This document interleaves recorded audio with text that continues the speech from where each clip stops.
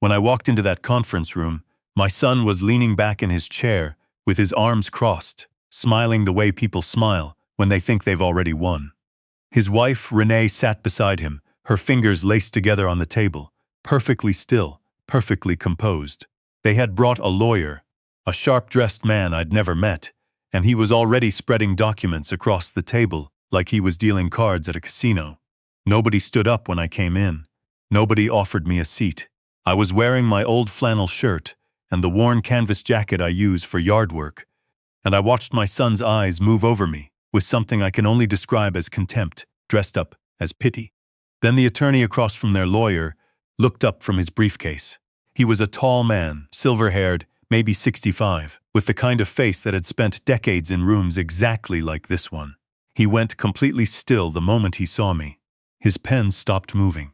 His mouth opened slightly, then closed again. He set the pen down on the table with the slow, deliberate care of someone trying to make sure their hands don't shake. "My God," he said, barely above a whisper. "Leonard Marsh." The room went absolutely quiet. My son's smile faded. He looked at the man, then back at me, then at the man again. Renee uncrossed her fingers and placed her hands flat on the table. They had no idea who I was. Not really. Not until that moment. My name is Leonard Marsh. I'm 68 years old, and I spent 31 years as a forensic fraud examiner for the FBI's Financial Crimes Division. I've dismantled Ponzi schemes, unraveled insider trading networks, and testified before Senate subcommittees. I helped write the federal guidelines on elder financial exploitation that are currently used in 37 states, and my own son had spent the better part of 4 months trying to steal everything I had left in this world. It started the way most slow disasters start, quietly, disguised as kindness. My wife Carol passed away 14 months ago, pancreatic cancer. We had 41 years together, most of them right here in our house, outside of Columbus, Ohio. She was a school teacher. She made every room warmer just by being in it. When she died, she took most of the warmth in my world with her. My son Connor was attentive in those first weeks. He called every day. He drove up on weekends. He sat with me on the back porch and let me talk about his mother without trying to change the subject. I was grateful for it. I was also grieving hard enough that I wasn't paying close attention to the things happening in the background. Connor was 41 and had worked for the past 8 years as a regional manager for a commercial real estate development company. He'd always had good instincts for business, or so I believed. He had married Renee 6 years ago, and she was the kind of woman who made you feel vaguely uneasy without ever doing anything specific enough to name. She smiled too quickly. She always agreed with whatever Connor said in front of company. She remembered details about your life with the precision of someone taking notes. About 2 months after Carol's funeral, Connor sat me down at the kitchen table and told me he was worried about me managing my finances alone. He said it gently. He said Carol had always been the organized one, that he knew I'd handed off the bookkeeping years ago, and that he just wanted to help me stay on top of things. He was right that Carol had managed the household accounts. She had a system, color-coded folders, a spreadsheet she updated every month. I had always trusted her completely with it. I let Connor take over. I signed the papers that gave him limited power of attorney over my personal accounts. I thought I was making a practical decision. I thought I was accepting help from my son. The first sign that something was wrong came on a Tuesday afternoon in October, 4 months ago. I was going through a stack of mail on the kitchen counter, mostly catalogs and fundraising envelopes, when I found a statement from my investment brokerage. I almost set it aside unopened, the way I'd been doing with most of the financial paperwork since I handed things over to Connor. Something made me open it instead. The balance was wrong. Not slightly wrong. Not a minor discrepancy that might be explained by a market dip or a fee I'd forgotten about. The account was down by $280,000, and the activity log showed a series of wire transfers I had never authorized, all of them in the past 11 weeks. All of them routed to the same corporate account number I didn't recognize. I sat at the table for a long time, long enough for the afternoon light to shift across the kitchen floor. I called Connor that evening. He answered on the second ring, easy and relaxed, and told me I was looking at normal portfolio rebalancing. He said it in that patient, slightly weary voice that had started appearing a few months before. The voice that implied I was asking questions I wasn't equipped to understand anymore. He said he'd have his accountant send me an explanation, and that I shouldn't stress my mind with it. I told him I wanted to see the actual transfer authorizations. He said he'd send them over the weekend. He never did. When I mentioned it again 3 days later, Renee answered the phone instead of Connor. She told me he was in meetings, and then, in a voice full of that practiced sweetness, she said something that made my spine go cold. She said that she and Connor had both noticed that I'd been having more trouble keeping track of things lately. She mentioned the time I'd called twice in 1 week, asking about Carol's insurance documents. Documents I had absolutely no memory of asking about the second time. She mentioned that I'd left my car running in the driveway for 2 hours last month. She said they were worried about me. She said maybe it was time to talk about getting some additional support. I said nothing. I told her I appreciated the concern, and that I'd let Connor know I'd called. After I hung up, I sat down in the same chair where Carol used to grade papers on Sunday evenings, and I let myself think clearly for the first time in several weeks. The car, in the driveway. That had happened. I genuinely had no memory of leaving it running, and when Connor pointed it out to me at the time, I'd felt a ripple of doubt about myself. A sensation I now recognized as the first thread of the narrative they were constructing. The insurance documents. I had no memory of calling twice, but I'd been grieving and sleeping poorly, and I'd believed them when they'd told me. I thought about the $280,000. I thought about Carol, and I thought about the 31 years I had spent watching people build exactly this kind of trap around exactly this kind of target. The senior who was isolated by loss, the finances quietly moved out of reach, the incremental campaign to establish cognitive decline, one small implanted doubt at a time. I had testified against men who had done this to complete strangers for money. I had never imagined I would be the one sitting in the chair.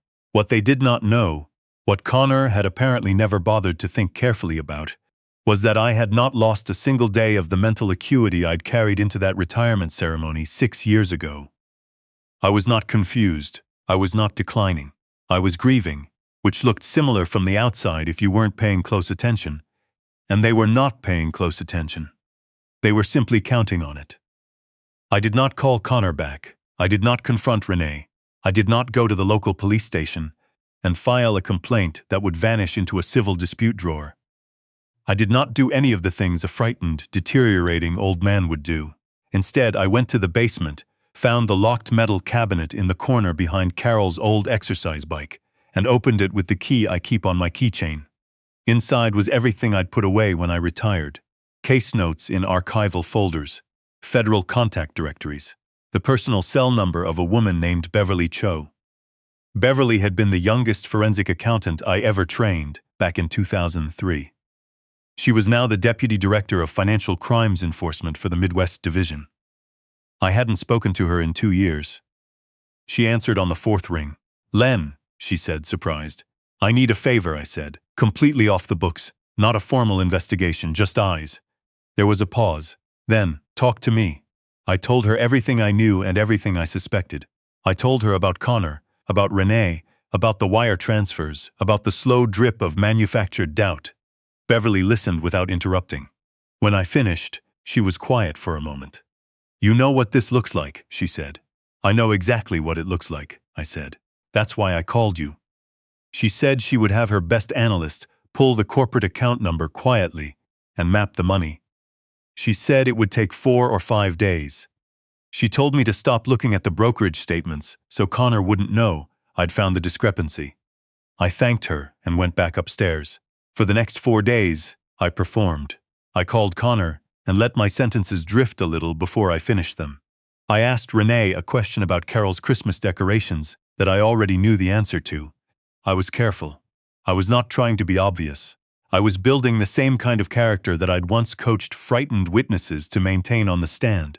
Consistent, understated, believable. On the 5th day, Beverly called back. The corporate account number belonged to a holding company called Meridian Horizon Properties LLC, registered in Delaware 8 months ago. The sole officer of record was listed as a woman named Serena Park, who turned out to be Renee's maiden name cousin. The company had no active real estate assets, no website, no staff, and no business operations of any kind. It existed entirely to receive money. Beverly had also pulled Connor's personal financial records through a quiet inquiry. What she found made me set the phone down on the counter and look out the kitchen window for a very long time. Connor was in serious trouble. Not the kind of trouble you fix with a good quarter at work. He had been living roughly $400,000 above his actual income for the past 3 years, maintaining a lifestyle that included a lakefront vacation property in Michigan, 2 luxury leases, a boat, and a pattern of private school deposits he'd been making for a child he and Renee did not yet have. Beverly suspected that last piece was a down payment on a story he'd been constructing about his own financial stability. His actual savings were negligible. His credit lines were maxed. He had no liquid assets. He had taken my $280,000 because he was desperate, not greedy. In some ways, that was worse. Desperate people move faster. Beverly told me she believed there were likely more transfers planned. She said that if he was moving money in increments that size, he probably intended to strip the accounts down to whatever minimum wouldn't immediately trigger a bank alert, and that I should expect him to accelerate his timeline if anything changed. I told her I was going to force his hand. She told me to be careful.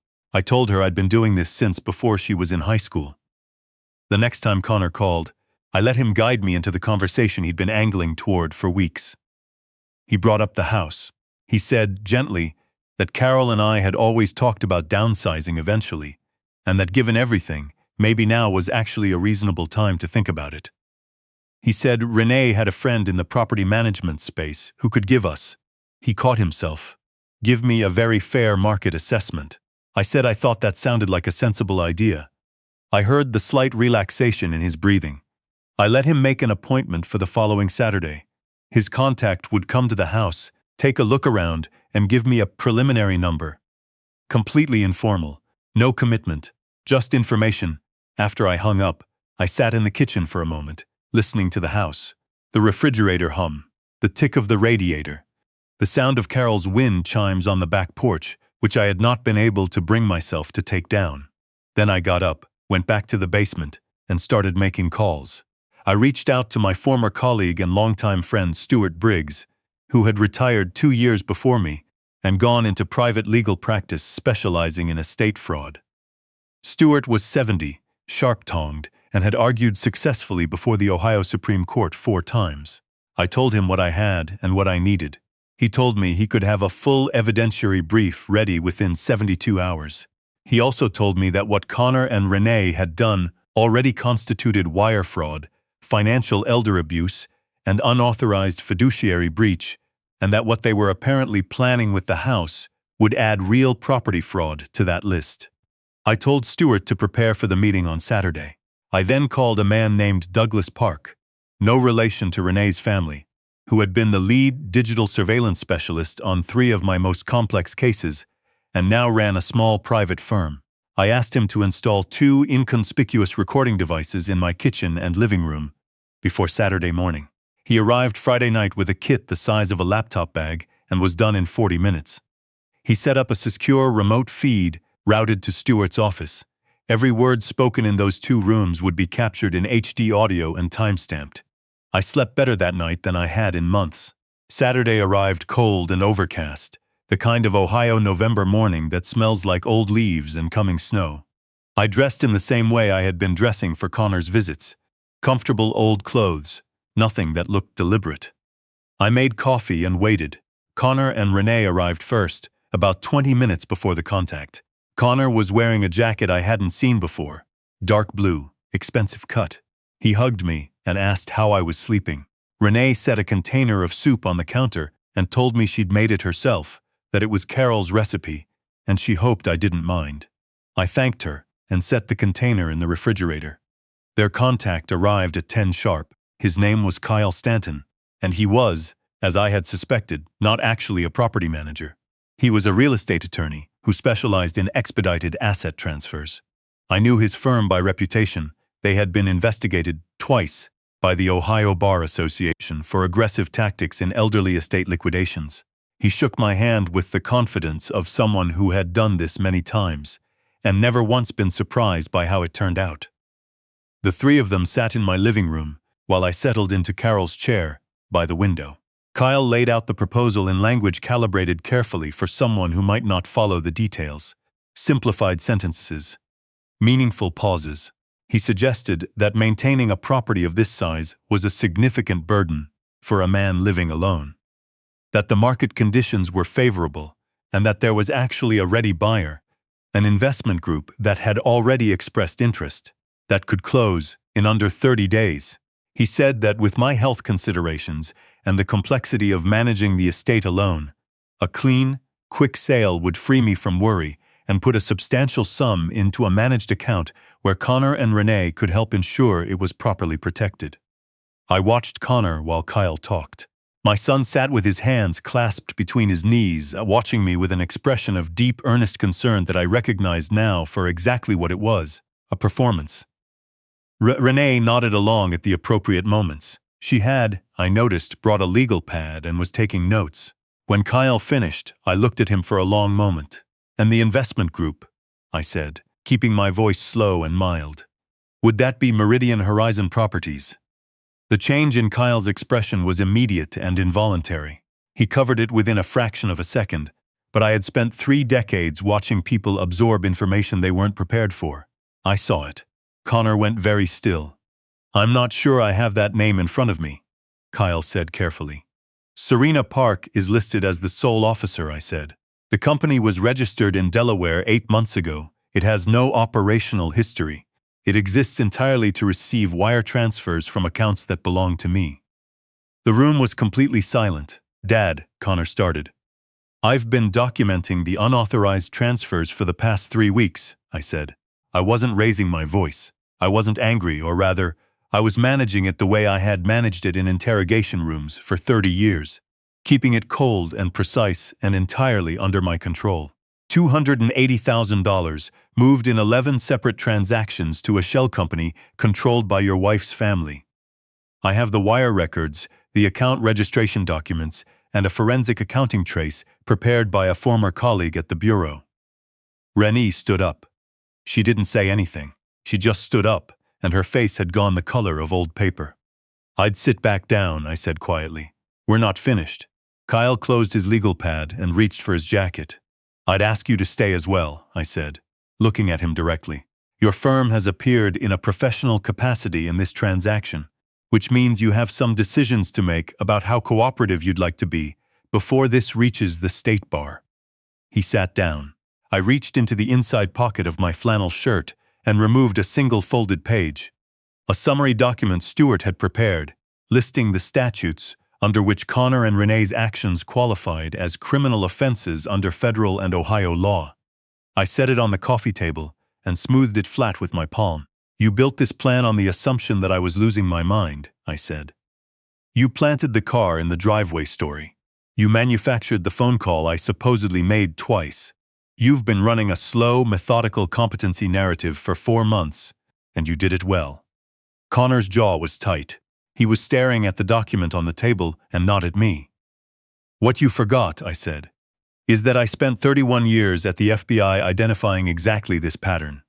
I helped write the federal statute that defines what you've been doing as a criminal offense. I've testified about cases like yours in front of the Senate Judiciary Committee.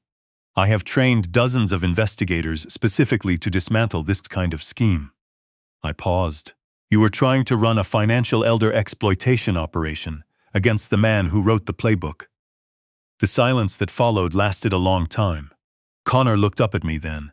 For a moment I saw past the performance and past the desperation, and I saw my son, the boy I had coached at Little League, the teenager I had driven to college orientation, the man I had stood beside at his wedding, and the grief of that was different from any other kind I'd ever felt. Heavier, more permanent.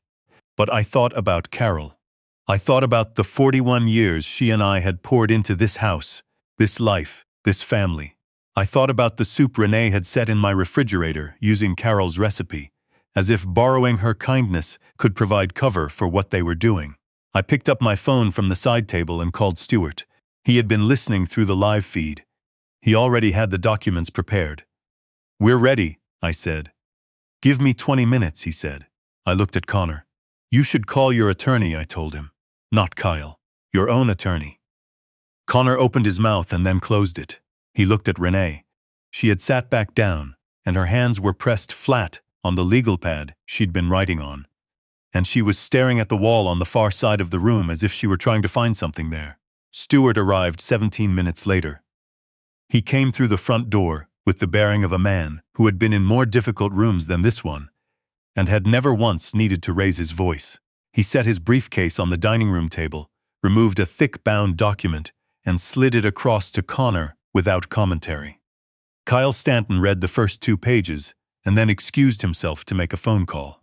He came back looking considerably less composed than when he'd arrived. He thanked me for my time, said almost nothing else, and left. Connor sat with the document in his hands for a long time. The weeks that followed moved with the momentum of a case that had been thoroughly prepared. Stuart filed the formal criminal complaint with the Franklin County District Attorney's Office. Beverly's analysis, submitted through appropriate channels now that the informal stage was over, provided the federal wire fraud component. The DA's office moved on it with notable speed once they understood who I was and what the documentation contained. Not because I was owed any special treatment, but because the evidence was constructed precisely enough that there was nothing to slow it down. The Meridian Horizon account was frozen within 10 days. The Michigan vacation property was identified as having been partially funded through my assets and was subject to forfeiture proceedings. Connor's firm placed him on indefinite administrative leave the day after the story appeared in the local business section. 3 months after that Saturday morning in my living room, Connor pleaded guilty to wire fraud and financial exploitation on Ohio Revised Code. He was sentenced to 4 years, with the possibility of parole after 2 if he cooperated fully in the recovery of the transferred assets. Renee accepted a plea on the financial exploitation charge and received a suspended sentence and 5 years of supervised probation, contingent on full restitution, though Stuart made certain the restitution order was structured so that it would follow her regardless of where she went or what she did. Kyle Stanton's firm was reported to the Ohio bar. An investigation was opened. I did not follow it closely. I got most of the money back. The week after sentencing, I went out to the back porch on a Sunday morning with a cup of coffee and sat in the chair where Carol used to sit on warm evenings to watch the yard go dark. The wind chimes she hung from the eave were moving in a slow, cold November wind, the same kind of wind that had been blowing the morning all of this started. I don't talk about forgiveness easily. I have spent too many years in rooms where the people across the table asked for it too quickly and meant it not at all. Forgiveness is not something you grant like a dismissal. It is something that takes a long time to arrive, if it arrives at all, and when it does, it looks more like a loosening than a declaration. What I know is this: I raised a son who eventually believed that an old man's grief made him into something less than what he was. That is a failure with more than one origin, and I have my share of it. But I also know that I sat in this same chair for 41 years with a woman who made me a better man than I would have been alone. I know that the life we built in this house was real, and no wire transfer, ever authorized or unauthorized, has the weight to diminish it.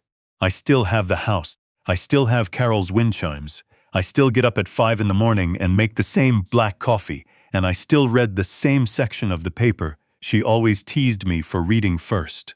A quiet man is not a weak man. A grieving man is not a diminished one. And the people who look at age and see only what they can take from it have always underestimated what decades of real work leave behind. They thought they knew what kind of man was sitting in that chair. They were wrong about every single thing that mattered.